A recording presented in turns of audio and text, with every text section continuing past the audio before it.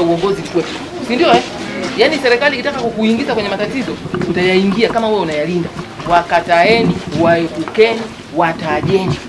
Tupo kwenye mabadiliko makubwa. Hatujengi tu hivi vituo viwe mapambo ya wananchi kulalamika hakuna dawa, hakuna vipimo, wakati serikali inawekeza. Na serikali inapowekeza, hatuna maana kwamba tunawekeza kwa watu wasioweza kusimamia uchumi wa hospitali.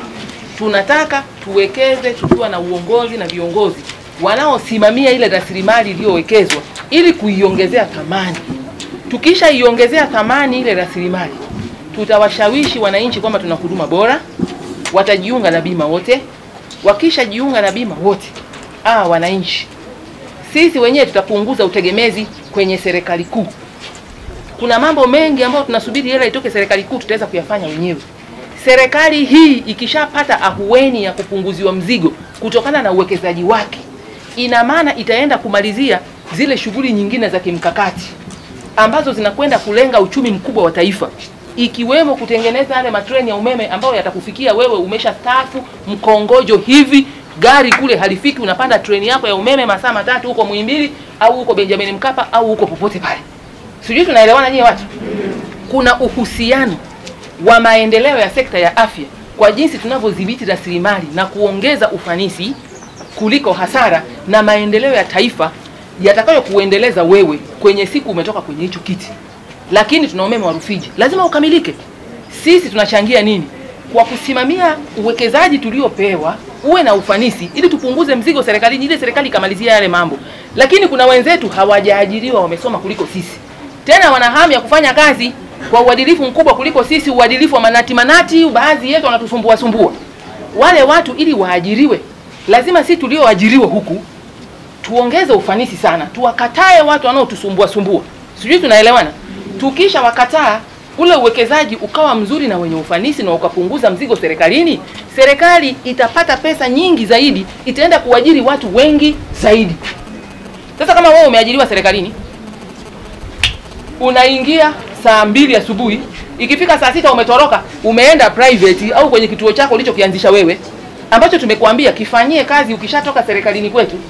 Kituo chako kinashamili, cha serikali kinadidimia, mshahara unalipo kule, alafu unakuja kuliko na kule serikalini. Ina maana umekalia ajira 2 peke yako. Sijui mnanielewa? Umekalia ajira 2 peke yako. Kwa hiyo lazima maafisa utumishi na makatibu wa afya tufuatilie ufanisi wa kila mtumishi mmoja anayeingia kazini. Na nyie management ya hospitali na ya mkoa muwe mnauliza, Gwajima ameingia hospitalini kazini kwenye kitengo chake mwezi huu siku 30, atueleze aliona wagonjwa ngapi, alifanya shughuli gani. Isije kama shughuli zile anafanya Juma na Joyce, tena hata likizo wananyimwa, kumbe Gwajima anatalii tu. Hivi nyinyi hamjai kuona hivyo vitu? Kuweni wa kweli, hamjai kuona? Nyinyi si ndio management? Fanyeni kazi zenu. Tunaanza mwezi wa 7 tarehe 1 na mfumo wa ufuatiliaji wa productivity ya watumishi, financial management, resources management kwa scorecard kama za lishe. Unatakiwa kwenda world round, ulikuwepo, unatakiwa uende ngapi kwa siku, kwa mwezi, kwa mwaka, tutazihesabu. Unatakiwa kufanya clinical meeting, zilifanyika, zikufanyika, zilitakiwa ziwe ngapi.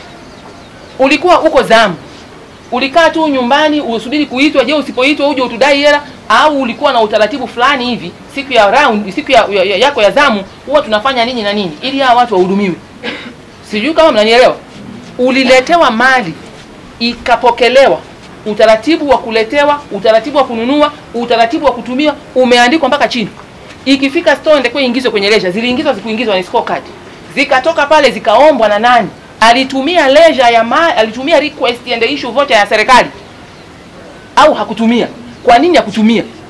Ulimpa nani, alisaini wapi, copy ya hiyo mali uliompa, receipt ulibaki nayo wewe na yeye akaondoka nayo, au vyote ulibaki navyo wewe? Ni scorecard area. Tumefikisha kwenye idara, ameandikiwa mgonjwa dawa aje kuchukua kwako, alikuja na prescription au ulimpa kwa maneno? Mbona hela zako benki ukienda wewe huwa hela za kwako unampa benka, anazibenki, anakupa receipt wewe urudi nayo nyumbani copy, si ndio? Si ndio tunapofanya? Nani ambaye akienda benki akaweka hela zake alafu akaondoka bila receipt atakubali?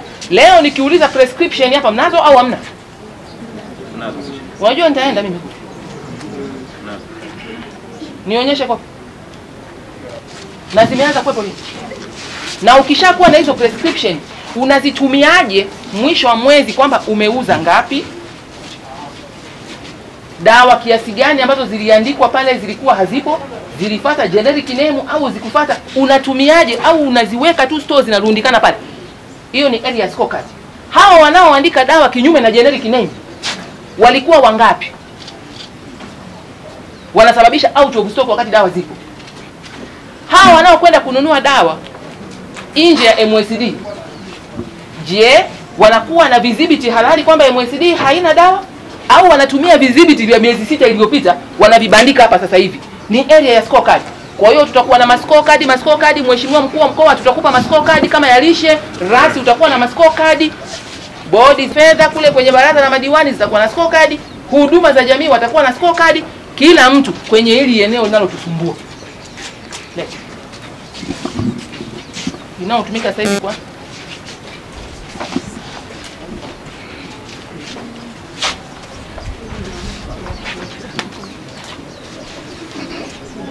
hii ya nini? Tarehe ngapi?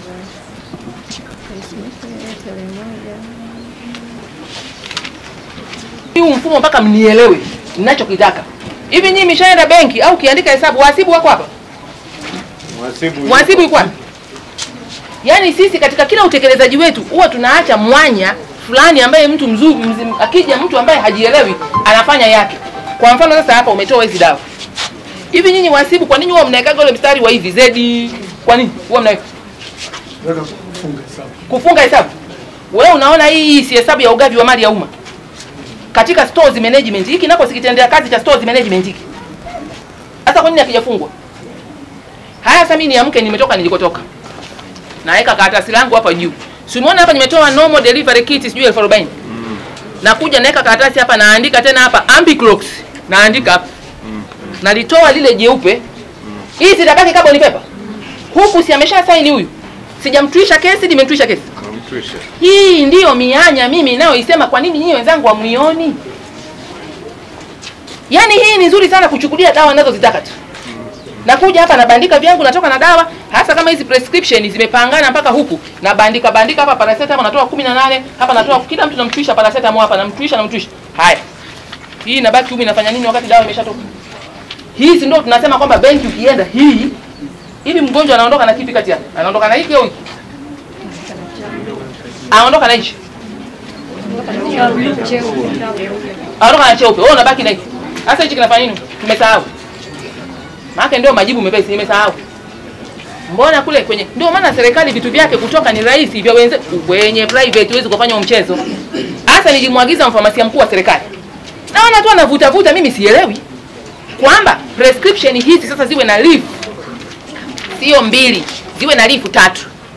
Ili wewe ziwe ni za kompyuta au ni manyo, ili wewe hii umpe mgonjwa. Hii hapa atabaki nayo dirisha la dawa. Ya 3 unabaki nayo wewe uliyepewa kitabu hiki kwa jina lako, ndio retirement yako. Naelekeza mfuate. Nyinyi ndio wakabidhi PCCB sekta yote. Mwende mkawajibu kule. Maana naona tuelewani. Kwa hiyo mama, vizuri sana una prescription. Si ndio eh? Sasa waambie hivi, mimi utaratibu sitaki. Tufuate taratibu za fedha. Maana hapa hichi kitabu kikiokotwa na mtu yoyote ambaye sio mzuri, anatoa tu dawa za kutosha. Unakubali unakataa? Nyosha mkono kama unakubali. Nani anakataa? Nani? Nyie nikwambia mimi field macho mnakaa mnacheka. Hata kama nyie mafield macho kwa nini mfanye hivi vitu? Mtabadilika mbadiliki. Asiyebadilika naenda kumbadilishia PCCB na polisi na mahakamani. Alafu nakuja kumalizia kwenye baraza la taaluma. Asalamu alaykum, jambo lakini.